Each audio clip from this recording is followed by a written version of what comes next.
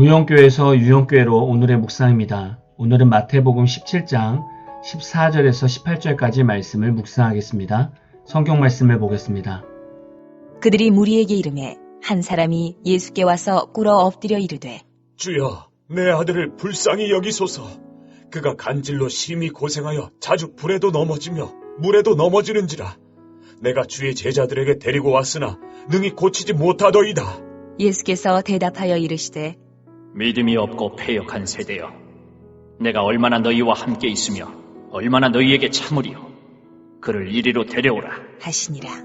이에 예수께서 꾸짖으시니 귀신이 나가고 아이가 그때부터 나으니라. 오늘 말씀은 예수님께서 제자들과 함께 변화산에서 내려오셔서 한 곳에 이르렀을 때 거기서 한 사람이 예수님께 와서 자신의 아들이 간질로 심히 고통스러워하고 있다고 아뢰고 있습니다.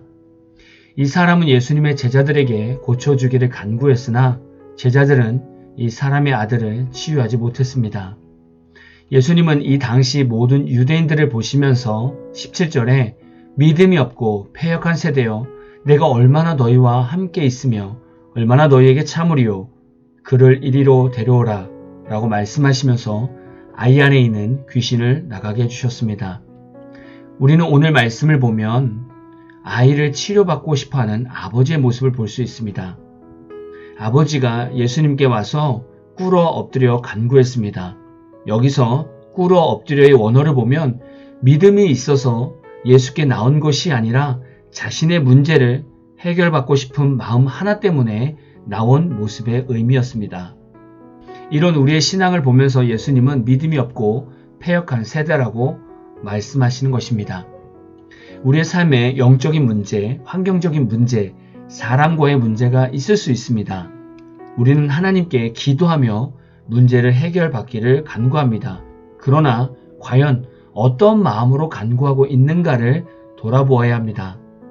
예수님께서 영적인 문제를 치유하시고 환경적인 문제, 사람의 문제, 물질적인 문제 등 모든 어려움을 다 해결해 주실 것을 믿고 기도하고 있는가를 점검해야 합니다. 예수님께서 말씀하신 믿음이 없고 패역한 세대라는 의미는 이들의 불신앙이 이적과 증거가 부족해서가 아니라 진리를 귀담아 듣지 않고 그들의 마음을 돌이켜 진리를 거부하는 고집센 생활 태도 때문이었음을 말씀하고 있습니다. 우리는 믿음이 없고 패역한 성도는 아닐까요? 우리는 예수님 시대보다 얼마나 많은 말씀을 듣고 살아갑니까? 새벽 예배 말씀, 수요 예배 말씀, 주일 예배 말씀을 듣고 살아갑니다. 이것도 모자라서 어떤 성도들은 우리나라 교회에서 유명한 목사님들의 설교까지 다 찾아 듣고 계십니다. 은혜를 사모하는 것은 너무나 아름다운 모습입니다. 로마서 10장 16절처럼 믿음은 들음에서 나며 들음은 그리스도의 말씀으로 말미암았느니라 라는 말씀을 이룰 수 있는 아주 좋은 상황 아닙니까? 그러나 우리의 현실은 어떻습니까? 수없이 많은 말씀들은 듣지만 삶 속에서는 성령의 열매가 맺혀지지 않고 문제 앞에서 말씀을 붙들고 인내하거나 하나님의 때를 기다리기보다는 오히려 조급해지는 우리의 모습을 발견하게 됩니다. 무엇이 문제였을까요? 예수님께서 말씀하셨듯이 진리를 귀담아 듣지 않고 우리의 마음을 돌이켜 진리를 거부하는 고집센 생활 태도 때문입니다. 말씀을 읽고 듣고 있지만 그 진리를 온전히 붙들지 못하고 있기 때문에 삶 속에서 살아계신 하나님을 만나지 못하는 것입니다. 예를 들면 자녀들이 학교를 진학할 때 하나님의 뜻을 물어보셨습니까? 어느 학교를 가야 할지 또는 꼭 학교를 보내야 할지를 물어보셨습니까? 회사를 취직할 때 복지와 연봉보다 하나님의 뜻이 어디에 있는지를 물어보셨습니까? 이렇게 기도하는 이유는 우리 삶 속에 살아계신 하나님이 전지전능하시기 때문에 하나님이 주시는 응답이 완벽함을 고백하는 것과 같습니다. 이렇게 하나님의 말씀을 의지하여 기도할 때 문제들은 해결되기 시작합니다. 그러나 우리는 이렇게까지 신앙생활을 하고 싶어 하지 않습니다. 말씀을 의지하여 하나님의 뜻을 기다리며 인내하고 싶지 않은 것이죠. 지금 유대인들과 바리새인들과 서기관들이 다 예수님의 진리를 온전히 받아들이지 못하고 있는 것입니다. 여러분은 말씀을 말씀으로, 진리를 진리로, 예수님을 예수님으로 받아들이고 계십니까?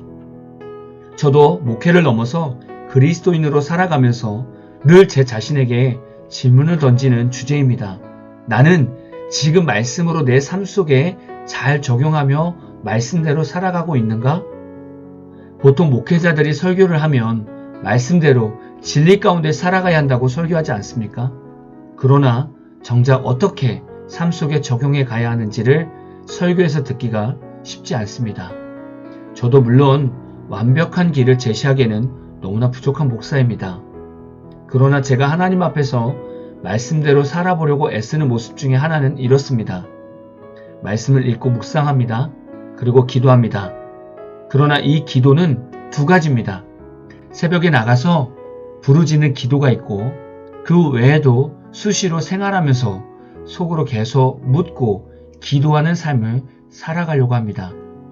그리고 문제나 걱정, 무언가 해결해야 될 일이 있다면 하나님의 방법을 놓고 기도합니다. 하나님, 어떻게 해야 합니까? 라고 계속 묻는 기도를 합니다. 그리고 기도하다 보면 제 안에 계신 성령님께서 음성을 주십니다. 초신자 같은 경우에는 이런 음성을 듣기가 쉽지는 않습니다. 보통은 성령님의 감동과 근심하심 두 가지를 느끼게 됩니다. 문제를 놓고 기도하는데 기도가 되지 않으면 그 문제는 여러분이 해야 할 일이 아니거나 가야 할 길이 아닐 수 있습니다. 또는 기도는 안 되는데 마음이 편하면 그 외에 다른 길을 하나님께서 준비하셨으니 조금만 기다려달라는 하나님의 사인일 수 있습니다. 기도를 하면서 해야 할 것 같은 감동을 받았다면 내가 힘들거나 싫어하는 일이어도 순종하시면 됩니다. 그러면 분명 그 안에서 진리 되시는 예수님을 발견하게 될 것입니다. 이와 마찬가지로 우리가 아플 때나 누군가 힘들 때나 다 동일하게 하나님을 믿고 의지하여 기도하시고 말씀을 의지하여 선포하시면 됩니다. 이런 모습이 예수님 앞에서 우리가 할 수 있는 믿음의 세대로서의 모습일 거라 생각합니다. 이 외에도 은혜롭게 신앙생활을 하시는 분들도 많으실 거라 믿습니다. 오늘 말씀처럼 예수님이 보시기에 믿음이 없고 패역한 목회자, 성도가 아니라 믿음의 역사를 일으키는 믿음의 용사로서 하루를 승리하시기를 진심으로 축복합니다. 오늘 마무리 찬양은 큐페 워십의 나의 믿음 주께 있네 라는 찬양입니다. 찬양 후에는 잔잔한 연주곡이 있습니다. 말씀을 생각하면서 기도하는 시간을 가져보십시오. 나의 믿음 주께 있네 십자가 능력이 내 영광 되었네 주께서 우리를 승리케 하셨네 나의 능력 나의 소망 주께 있네 나의 믿음